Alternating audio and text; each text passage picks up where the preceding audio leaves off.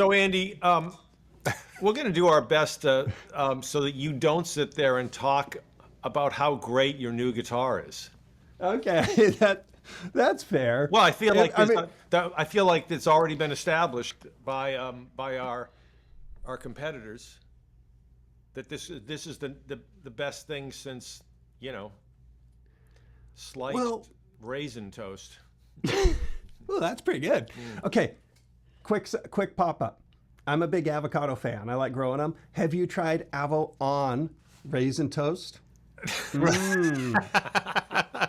I haven't tried that. That is not that is not the first one most people would go to. No. Toasted raisin bread with Avo as the basis for your Avo toast. It seems like I can see that being good. I think the whole challenge is to try to give avocado some flavor. The avocados are delicious. They need stuff.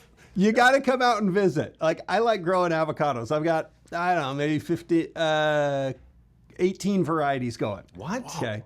I didn't even know there were that many varieties. Oh, there's a zillion of them, man. There's a lot of different flavors. How many different ones are there? Oh, hundreds?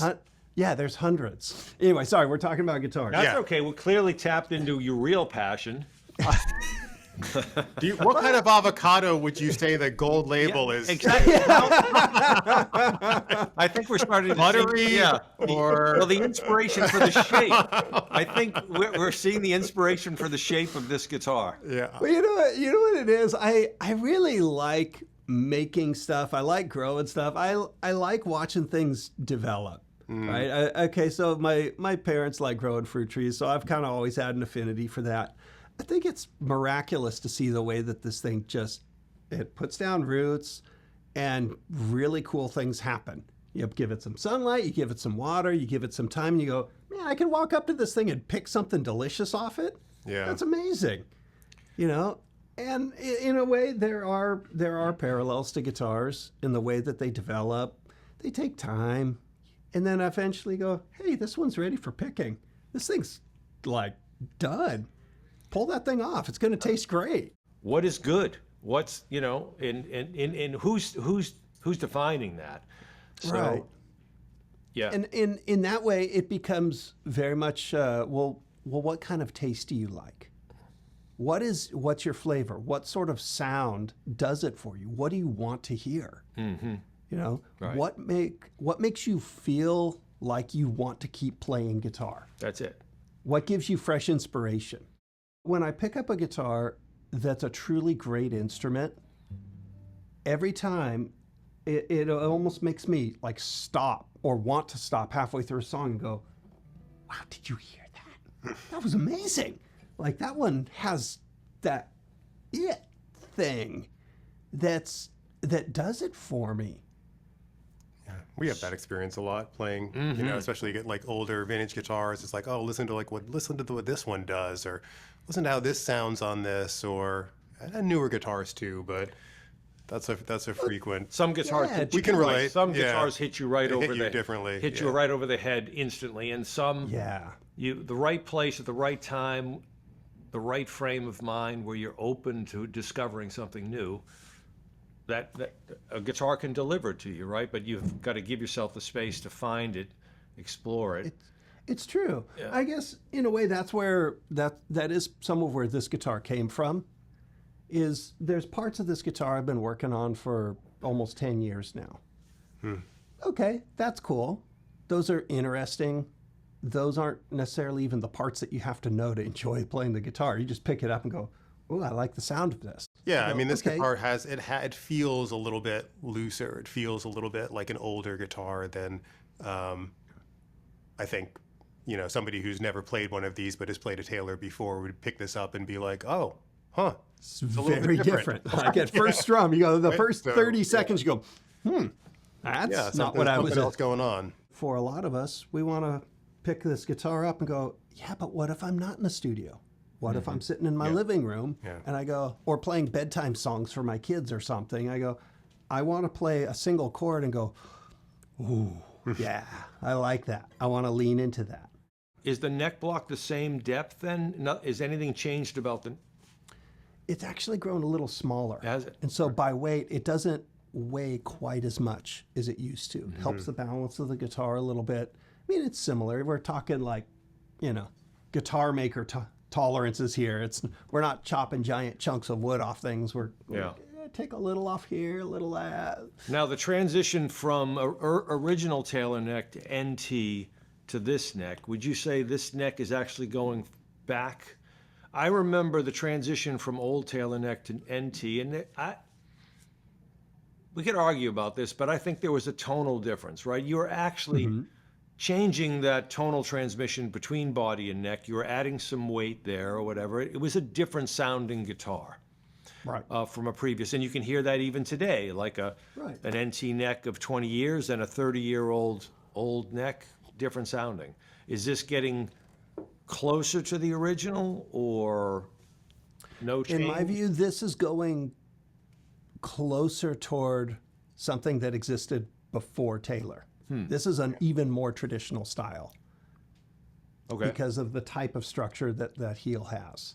How much of a compromise do you have to make to take that idea and translate it into I hate the expression mass produced, but you know what I mean. You have a factory, you have a work floor, and you have processes that all guitars need to go through. So what is gained and what is lost? I mean, I know it's gained, but what do you perceive as lost in that?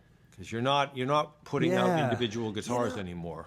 That's hard to quantify. That's hard at times to quantify because it feels like it's the little, like almost the human touches that I couldn't necessarily identify easily otherwise, because if I can identify them, I want to address it. It is also the process of refinement, of getting this thing ready to go, okay, I built one. Yeah. I love it. It's a cool guitar. This is a great sounding guitar. It feels wonderful. But I also realized I built something that might not be makeable. Are you ever concerned with any changes you make to something new and innovative and maybe a little bit more money is going to not cannibalize, but make everything else less? Like if you're raving about this, aren't you saying to the marketplace, hey, we can make a guitar sound better than that, so make your choice. I guess the question is, what is the Taylor blueprint of sound, right? Is it this? Right. Is it that? The way I look at it, I want to build the right guitar for the right people at the right time. Okay, and that's different things to different people. Okay, I want players to have a great guitar playing experience. Now, for some folks who are looking at buying their first guitar, or they're buying a guitar that's small and easy to get around with, it's not too precious, the guitar they want is probably a GS Mini or an Academy Series guitar, or one of our Tecate guitars, or like a 114 or something. Man, that guitar gives you a great experience. And if I weigh that in relation to what it cost to have it, well, that's amazing. Yeah. You're going to have a great musical experience. It plays well. It serves the player well. It plays in tune. It sounds good. You could use it on stage. You can write songs with it. That's wonderful. If you want a more kind of luxurious guitar playing experience, well, you have to spend a little more money because it took more to put into the guitar to have that experience. I mean, this is a thin finish guitar, Honduran rosewood back and sides, roasted spruce top, put together with hot hide glue and, all of the guitar making tricks. You go, yeah. That's what leads into that experience. If one were to look inside a Taylor today, it'd be very different from a Taylor 10 years ago. So you're opening yourself up to this inspection. Yeah. Like you needed to change that, or you felt like it could be better. Yeah. I always want to look at a guitar and go, you know what, we could do better than this, because otherwise you're going to get worse. I've worked on all kinds of different flavors, built a lot of different styles of instruments for different musicians, and I've worked on a lot of old guitars. They're kind of from every maker, every era. And so you kind of, it's like you collect all these little bits and pieces to go, well, this maker did things like this, and this maker did things like this, this maker did things like this. Okay, I can see where they overlap. I can see where they differ. When Bob started building a guitar back in 72, 73, 74, prior to Taylor, and then as Taylor started, he went, this whole dovetail thing, this is kind of annoying. Oh, it's a pain in the ass for sure. It's a royal pain to build, and it's even worse to maintain. Yeah.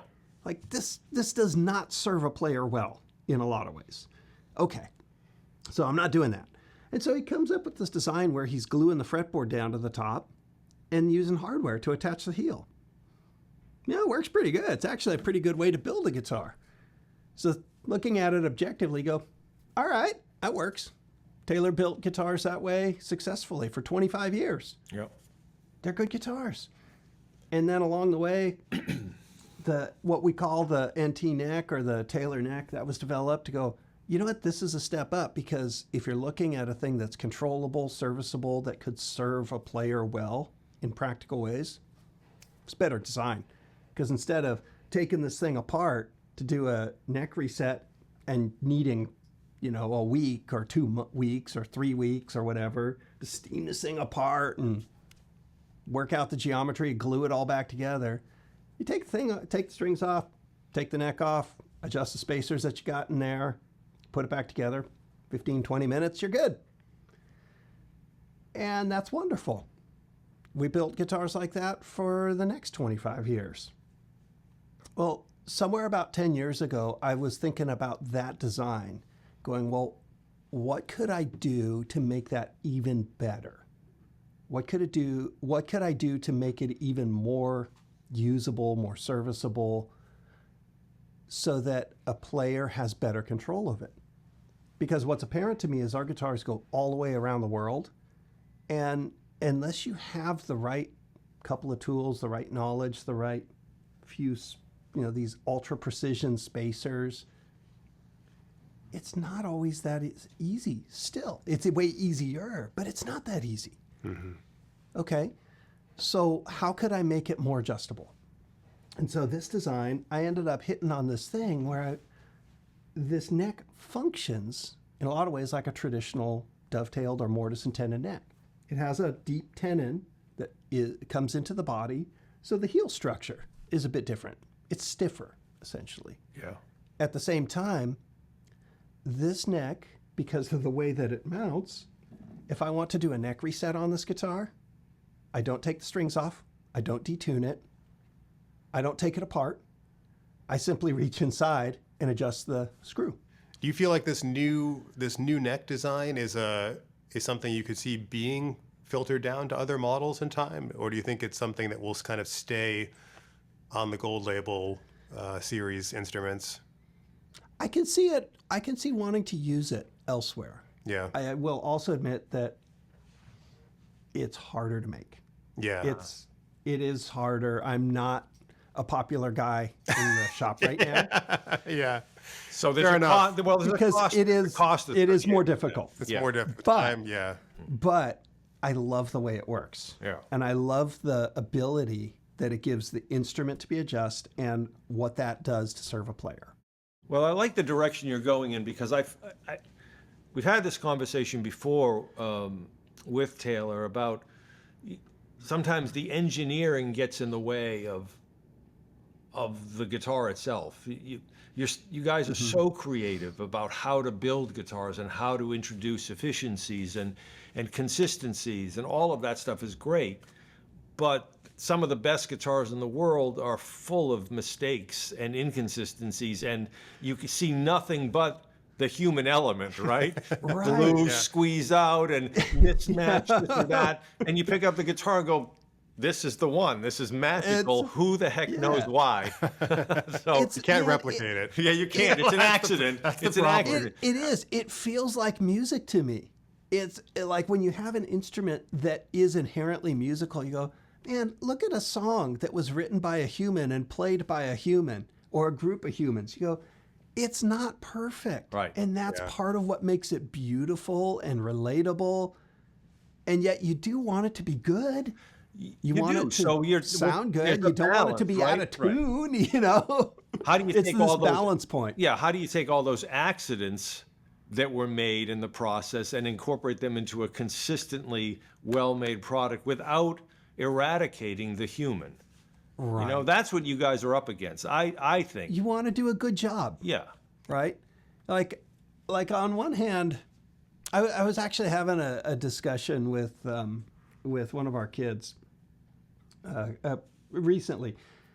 And, you know, in lots of schools, there's people who are talking about STEM-based education. It's an acronym for the sciences, technology, engineering, mathematics, et cetera, et cetera. Okay, that's cool. In one way, you could reduce that, or at least I reduce it, to how do you do things? How do you make them? How do you make them exist? How do you figure out a way to manufacture it? How do you figure out a way to engineer it? You know. And on the other side of life, you have these other parts. We call them the arts. Call it, you know, visual art, architecture, histories. All the things that are they're very much focused on the human experience. Okay, so if on this side, you go, well, these are the ways that you make something. On this side, you have the group of subjects or areas of interest that determine what our human experience is like. They could answer the question, what is it that should be made? These guys might know how to make something. These guys know what should be made, right? You need this balance between both sides. You go, I want to have a great guitar playing experience. I want it to feel musical. I want it to be inspiring. I want it to inspire my senses.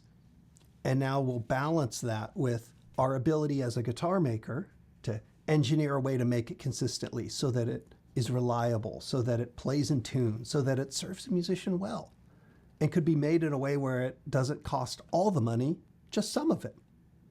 Okay, that seems reasonable to me, as long as those two things are in balance. Yeah. Well, we are excited, as always, to see what you bring out of that laboratory of yours. You got to come spend some time in the shop with me some point. Yeah, we'd enjoy that. Will there be avocados? I can bring some. I can bring some avocados. More importantly, raisin toast. We'll make some coffee. Coffee, and I'll have a piece of raisin toast without the avocado. Yeah. There you go, man. We're down. Sign me up. All right, Andy, great to chat with you. Likewise. Great to see you guys. Andy. All righty. Yeah. Take it easy.